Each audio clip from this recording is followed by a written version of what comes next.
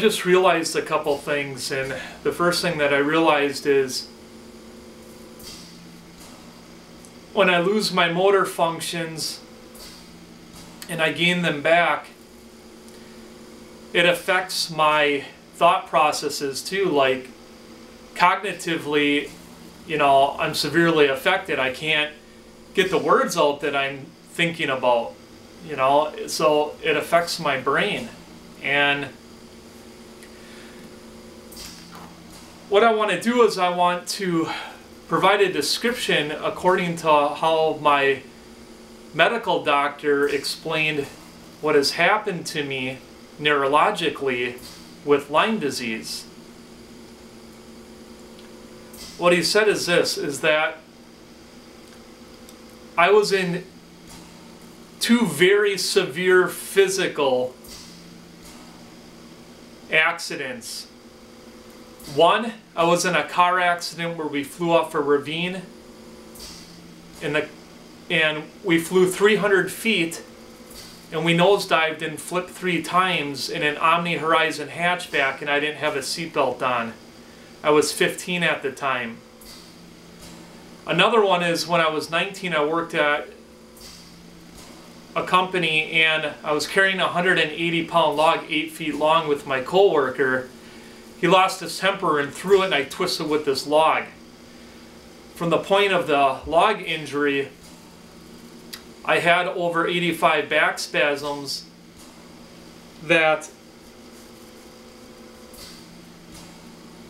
affected me for 5 years, and I ended up needing full fusion surgery. Now, since that surgery, I have not had any problems with my back whatsoever,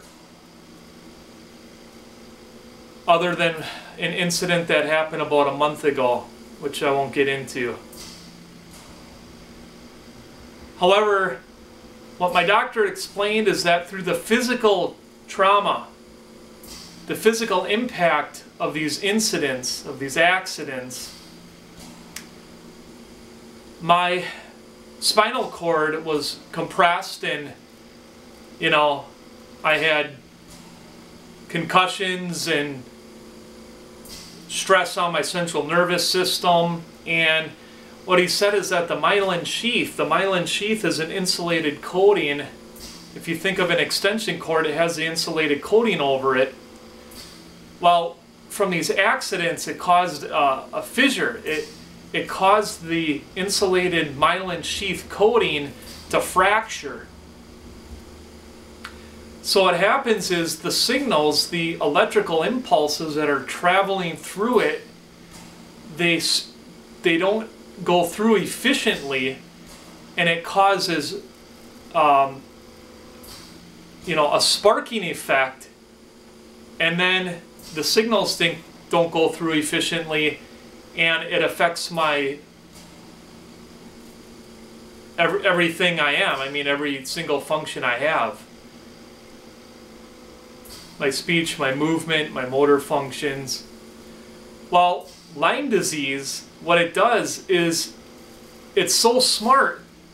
What it'll do is it'll actually attack areas of your body that have experienced some physical trauma. And for me, it's been my spine. Okay, and my brain. The concussion. And so what happens is, I get this immense pressure on the right side of my skull, and then I lose my speech and my movement. The worse the pressure is, the worse it is. Like I said, if I didn't discover the physical stimulus, because this therapy bed, this Migun therapy bed, what happens is there's rollers that roll up and down each side of my spine, up into my brainstem, and back down and up and down. And it also uses far infrared light. And with that physical stimulus, depending if I had, you know, a full seizure or how bad the head pressure is, this bed, as long as I can get to it, will bring back my motor functions, as you saw in the last video. But it's the physical stimulus, the rolling of the rollers up and down my spine, up into my brain stem, and back down. By watching that video, you might, if you look at my head, you'll see how my head is raising and lowering. It's the physical stimulus that brings back my motor functions. And that was the discovery that we made completely by chance. And that's why this Migun therapy bed is so important to me. Because my Lyme disease has affected me neurologically. And I'm so grateful that this was discovered, because prior to it I couldn't even speak. I had to use a text-to-speech program to speak to my kids. And they were basic words that came out, out of the computer if I was able to type. So this is a tremendous discovery for me. I hope that this information helps you.